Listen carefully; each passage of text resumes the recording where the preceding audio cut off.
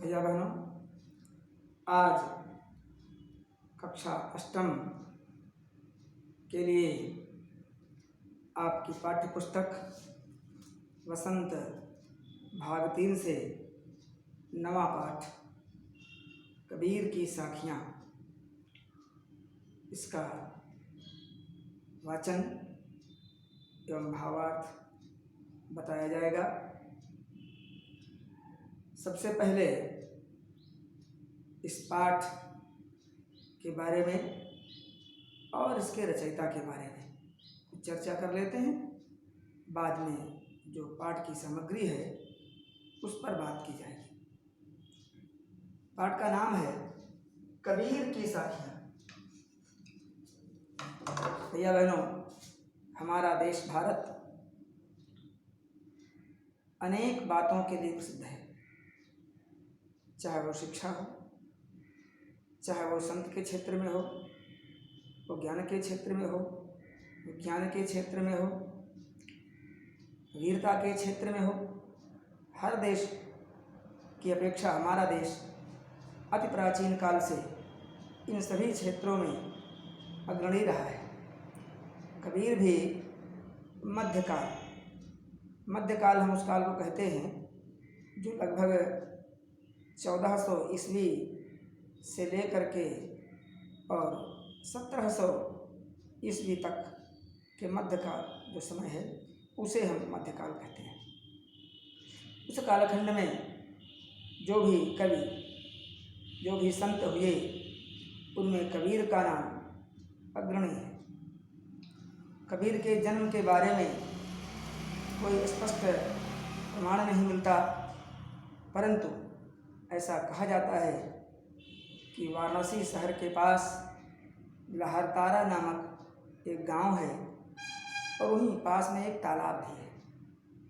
उसी तालाब के किनारे एक नवजात शिशु पड़ा हुआ था और रो रहा था। उधर से नीरू और नीमा नाम के जुलाहा दंपत्ति कहीं जा रहे थे, निकले। उन्हें रोने की आवाज़ सुनाई पड़ी। वह उस स्थान पर गए और उस बालक को उठाकर अपने घर ले आए, उसका पालन पोषण किया और उसको नाम दिया कबीर। भैया बहनों, वास्तविक माता पिता कौन थे इसके बारे में तो आज तक भी पता नहीं है, लेकिन जिसने पाल पोस कर बड़ा किया, शिक्षा दीक्षा की व्यवस्था की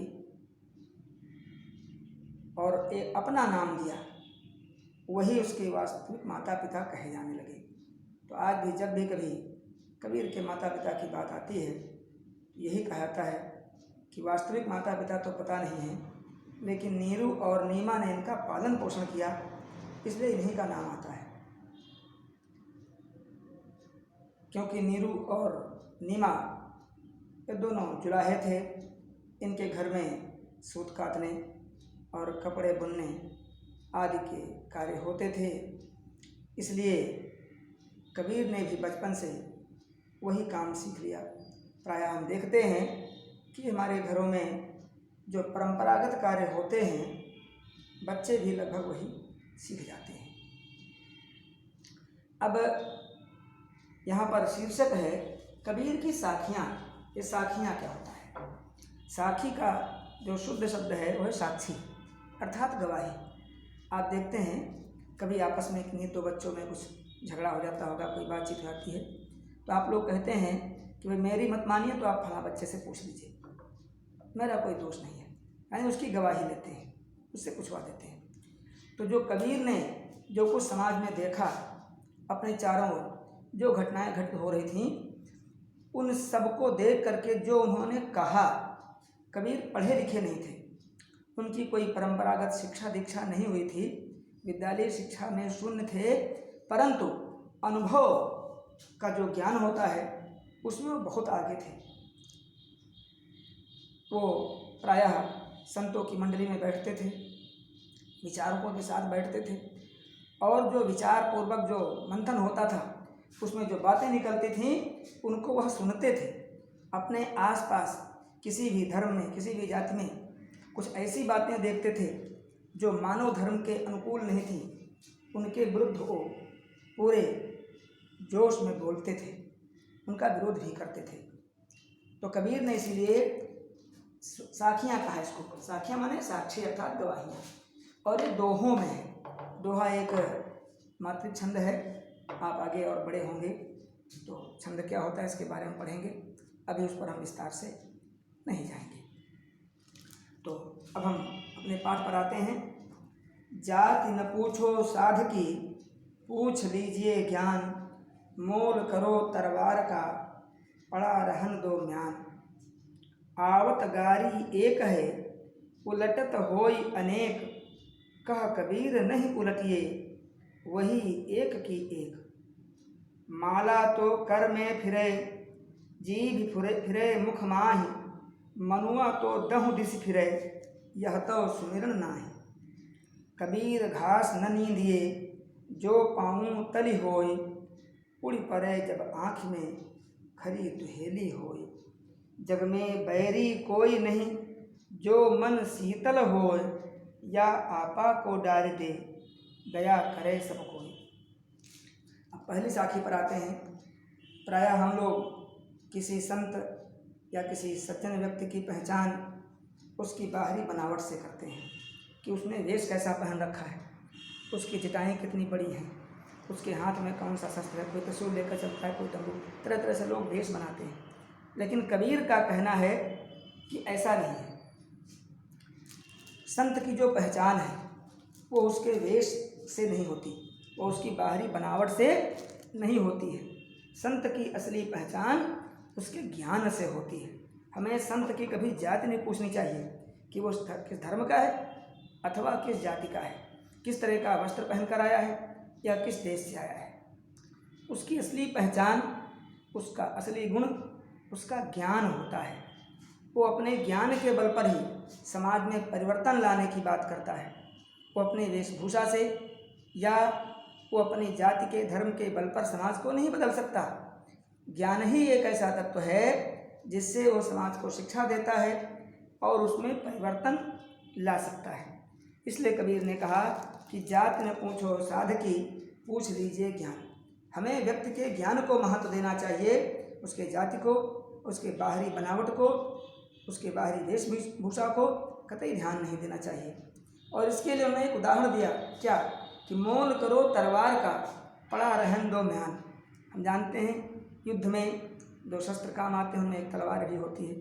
तलवार जितने अच्छे लोहे की होगी उतने ही अच्छी तरह से युद्ध में वो अपनी कला का परिचय दे सकती है। म्यान जिसके अंदर तलवार रखी जाती है, खोल होती है, उस पर अगर हीरे मोती जड़ दिए जाएं और तलवार का जो लोहा है वो निकृष्ट क्वालिटी का हो, निकृष्ट योग्यता का हो, उसमें गुणवत्ता बिल्कुल न हो, कहीं भी पड़े तो उसकी धार मुड़ जाए, तो ऐसी तलवार से आप युद्ध नहीं जीत सकते। अर्थात म्यान का महत्व नहीं होता, वो कितनी भी कीमती हो, कितनी भी सुंदर हो, कितनी भी सुरक्षित हो, मोल केवल तलवार का होता है। क्योंकि युद्ध में काम तलवार आती है, सार तलवार है और म्यान असार है, इसलिए हमें उसकी ओर नहीं जाना। अगला, आवत गारी एक है, उलटत होय अनेक, कह कबीर नहीं उलटिए, वही एक एक। आपसे विवाद हो जाते हैं कभी कभी। इस पर कबीर का कहना है कि अगर एक व्यक्ति ने आपको कुछ अपशब्द कह दिया तो केवल उसने एक बार कहा, लेकिन अगर आपने उसको भी उलट कर कह दिया तो ये दो बार हो गया। फिर उसने कुछ कहा, फिर आपने कहा। तो इस प्रकार से जब कोई चीज़ उलट जाती है तो वह बार बार उसकी जो तीव्रता है उसकी संख्या बढ़ जाती है। तो कबीर का कहना है कि अगर कोई आपको कोई अपशब्द कहता है, आपसे रुष्ट होता है, आपसे नाराज़ होता है, तो एक दो बातें आप उसकी सुन लीजिए और उसकी बात का उत्तर मत दीजिए। आप वहीं शांत होकर के उस स्थान से धीरे से चले जाइए। कुछ समय बाद उसका मन शांत हो जाएगा और उसे अपने किए पर पश्चाताप भी हो सकता है। वो सोचेगा कि मैंने ऐसे व्यक्ति के बारे में इस तरह की बात की जो इतना सज्जन ठहरा कि उसने तो मुझे जवाब ही नहीं दिया, ये मैंने क्या कर दिया। शायद उसे पश्चाताप हो और बाद में मिल करके वो आपसे क्षमा भी मांग ले। इसलिए यदि कोई भी आपके विरुद्ध कुछ कहता है, सोचता है, तो आपके अंदर क्षमा जैसा गुण होना चाहिए और क्षमा के भाव से निश्चय ही आप उसे जीत लेंगे, आप उसका हृदय परिवर्तन कर लेंगे और पुनः फिर वो ऐसी गलती नहीं करेगा। अब जो लोग पूजा पाठ के नाम पर ढोंग करते हैं, बाहरी दिखावा करते हैं कि हम बड़े पुजारी हैं, हम तो बहुत भक्ति करते हैं, ऐसे लोगों के बारे में भी कबीर ने कहा है। जैसा कि आपको पहले हमने बताया, कबीर पढ़े लिखे नहीं थे, बोलते थे केवल, परंतु जो इनके शिष्य थे, एक दो के नाम मिलते हैं, धर्मदास आदि, वह इन्हें लिख लेते थे और इनकी बातों को लिख करके जो संग्रह के रूप में तैयार हुआ उसको बीजक कहा गया। और बीजक के 3 हिस्से हैं, एक तो साखी हैं जो दोहों में है, दूसरा शब्द हैं जो गेय पद हैं जिनको रागों में निबद्ध करके जो गायक हैं वो गाते हैं वाद्यंत्रों के साथ में, और तीसरी रमैनी जो दोहे और चौपाइयों में है। परंतु उन सब में ईश्वर की महिमा, गुरु की महिमा, सामाजिक विषमता, जाति भेद, आडंबर इत्यादि के बारे में ही कहा गया है। कबीर का विषय यही है। कबीर कहते हैं कि ईश्वर एक है और वो सब जगह है, इसलिए उसको पाने के लिए हमें किसी विशेष स्थान की ओर जाने की आवश्यकता नहीं है। हम मंदिर में जाएं, मस्जिद में जाएं, एक दिन मंदिर नहीं जा पाए तो क्या हुआ, अपने घर में भी हम उसे याद कर सकते हैं। हमारे उपनिषदों में भी बहुत पहले कहा गया है, ओम ईशावास्यमिदं सर्वम यत् किंचित जगत्याम जगत। इस संसार में जो कुछ भी है वो सब ईश्वर से व्याप्त है। हर एक वस्तु में, छोटी से छोटी एक कण में भी ईश्वर है और बड़े से बड़े पहाड़ में भी है। इसलिए जब ईश्वर हर जगह है तो उसे किसी विशेष स्थान पर मान करके हम केवल उसके लिए हट क्यों करते हैं। हम जो काम कर रहे हैं वो अपना दैनिक कार्य करते हुए भी हम ईश्वर को भज सकते हैं, उसे याद कर सकते हैं। तो आइए अपने दोहे को उड़ाते हैं। माला तो कर में फिरे, जीव फिरे मुख मान, और मनुआ तो दहु दिस फिरे, यह तो सुमिरन नाहि। माला जपने के नाम पर, पूजा करने के नाम पर, भक्ति करने के नाम पर जो लोग बाहरी दिखावा करते हैं, हाथों में माला जपते हैं और मुख से किसी अन्य को अपशब्द बोलते रहते हैं। कहने का अर्थ है कि केवल उनका हाथ चलता है और जीभ चलती है, लेकिन मन और मनुआ तो दहु दिस फिरे, और जो उनका मन है वो 10 दिशाओं में फिरता है। यहाँ देखिए आया है दहु दिशि,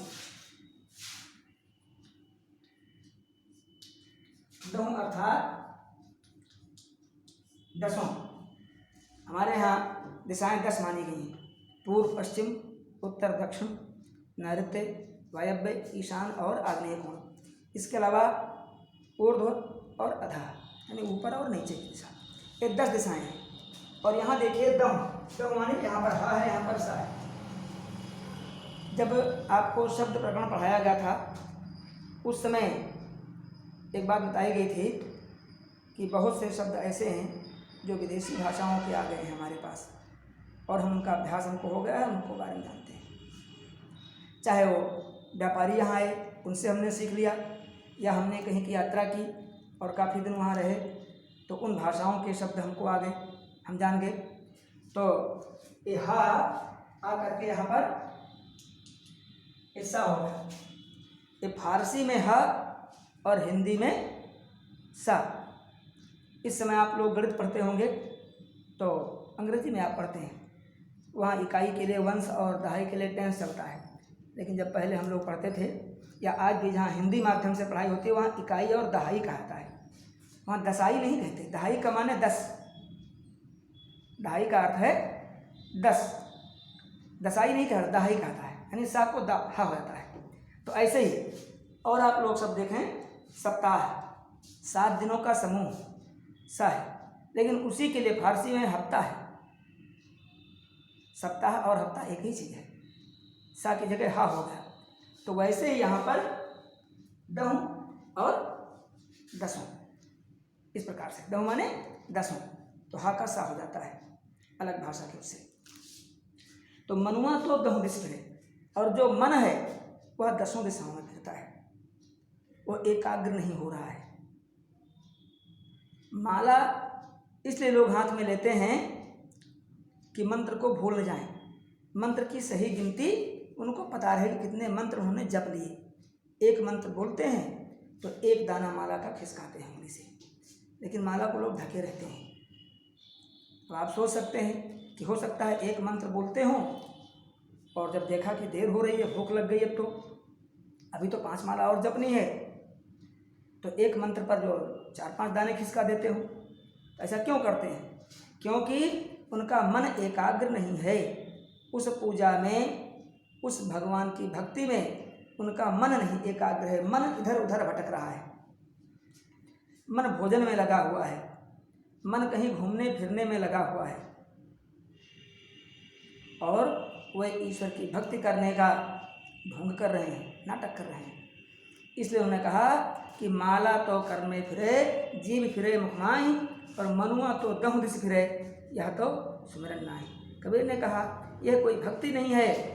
इस प्रकार की भक्ति करना व्यर्थ है कि जिसमें आपका मन एकाग्र नहीं होता।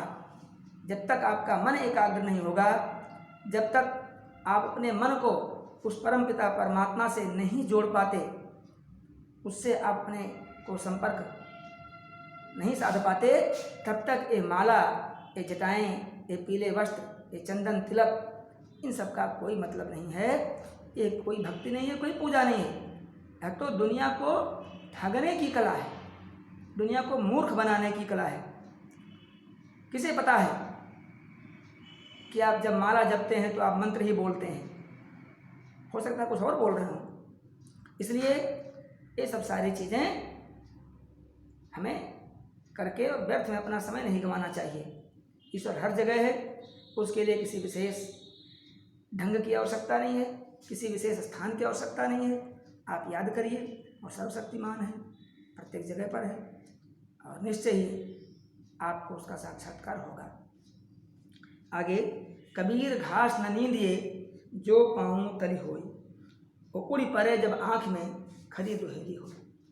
हम लोग देखते हैं हमारे आसपास ऐसे लोग भी रहते हैं जो अपेक्षाकृत हमसे कमज़ोर होते हैं, बल में भी कमज़ोर हो सकते हैं, धन में भी कमज़ोर हो सकते हैं। प्रायः ऐसे लोगों को जो धनी लोग हैं या जो शक्ति वाले लोग हैं सताते रहते हैं। इस बारे में कबीर ने कहा कि कबीर कबहु घास न नींदिए जो पाँव तले होए। एक छोटा सा घास का तिनका अगर आपके पैर के नीचे है तो आपको ये नहीं सोचना चाहिए कि इसकी यही नियति है, इसे तो मेरे पैरों के नीचे ही रहना है, ये तो बहुत ही तुच्छ है। ऐसी भावना कभी भी मन में नहीं आनी चाहिए। क्यों? जब वह उड़ करके और कभी आँख में पड़ जाएगा तो आपको बता देगा कि आप कितने बली हैं, आप कितने शक्तिशाली हैं, और वह कितना कमज़ोर है। उसका महत्व तो आपको तब चलेगा पता कि उसके अंदर क्या हुआ है। इसलिए जो कमज़ोर लोग हैं हमारे आसपास रहने वाले, उन्हें कभी सताना नहीं चाहिए, उन्हें कभी परेशान नहीं करना चाहिए। अन्यथा अगर उन लोगों ने अपने संगठन बना लिए, वह एकजुट हो गए, तो फिर उनकी ताकत बहुत बढ़ जाएगी। ऐसे ही कबीर ने एक दोहा और लिखा है,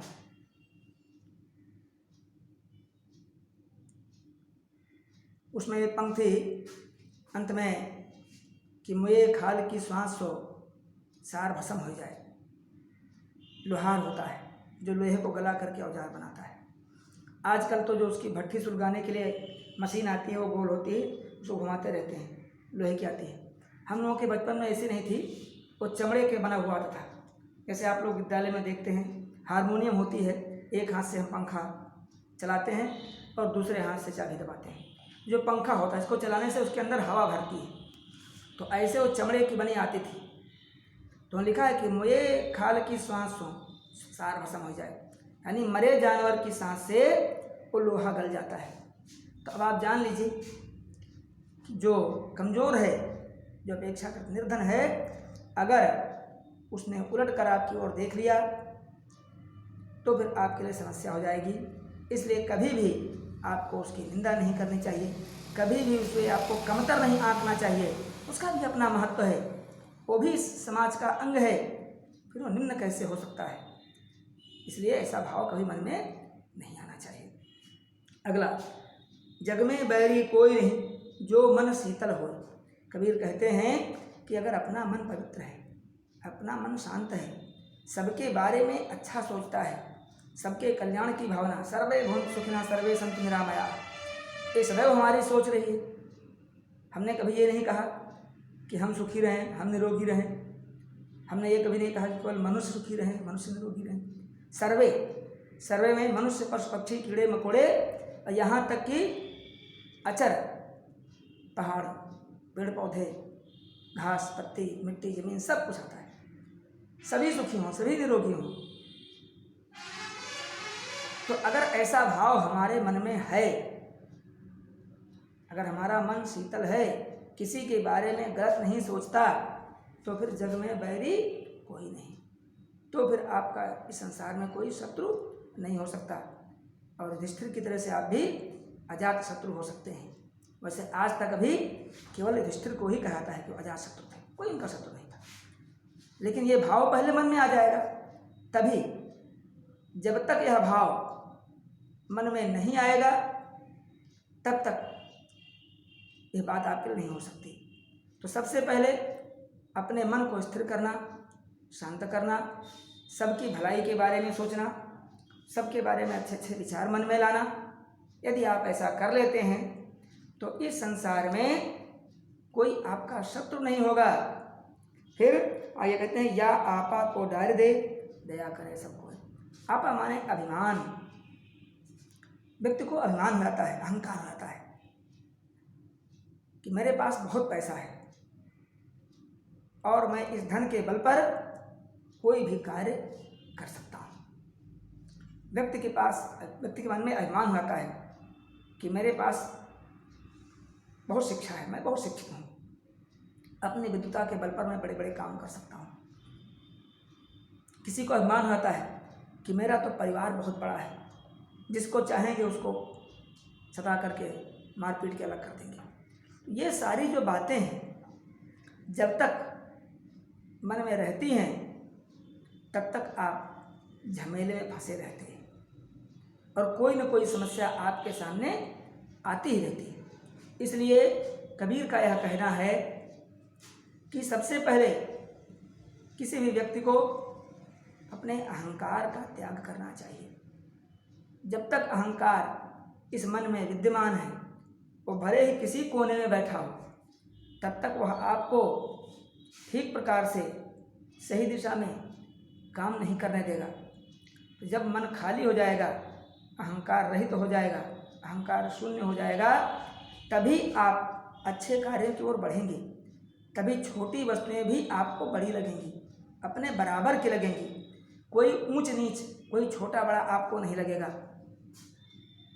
कोई अशिक्षित आपको नहीं लगेगा, कोई आपको अज्ञानी नहीं लगेगा, कोई गरीब नहीं लगेगा, कोई आपका शत्रु नहीं प्रतीत होगा। लेकिन ये तभी होगा जब आप आपा यानी अहंकार को खो देंगे, अहंकार को आप समाप्त कर देंगे, अपने मन से पूरी तरह से निकाल देंगे। जो कबीर के दोहे हैं, कबीर की साखियाँ हैं, ये भैया बहनों, ये सभी समय में जब उन्होंने लिखा कहा तब भी, आज लगभग 500 वर्ष बाद भी, और आगे आने वाले कई हजार वर्षों तक इनका महत्व कम नहीं होने वाला है। अगर इन्होंने कहा कि ईश्वर एक है तो तब भी एक था, आज भी एक है, आगे भी एक ही रहेगा, वो सिद्धांत नहीं बदलेगा। अगर कबीर ने कहा कि अभिमान का त्याग कर दीजिए जिससे आपकी सारी समस्याएं समाप्त हो जाएंगी, तो यह बात आज भी है और आगे भी यह सिद्धांत रहेगा। अगर कबीर ने कहा कि आपको अपने से छोटे, अपने से कमज़ोर को सताना नहीं चाहिए, उनकी निंदा नहीं करनी चाहिए, यह बात आज भी है और आगे भी रहेगी।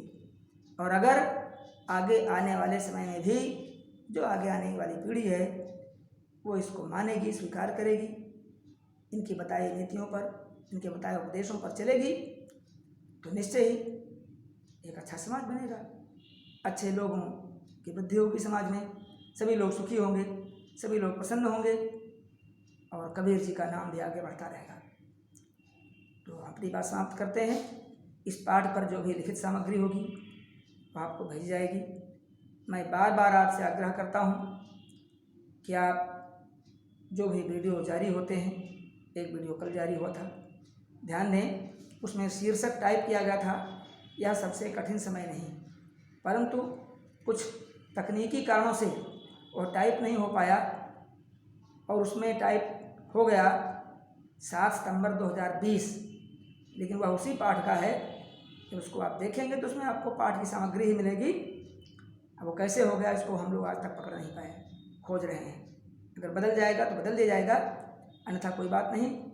और ये जो पाठ आज का है आप लोग वीडियो देखें, ध्यान से समझें और जो लिखित सामग्री होगी आप तक पहुंचेगी, आप उसका भी अध्ययन करें।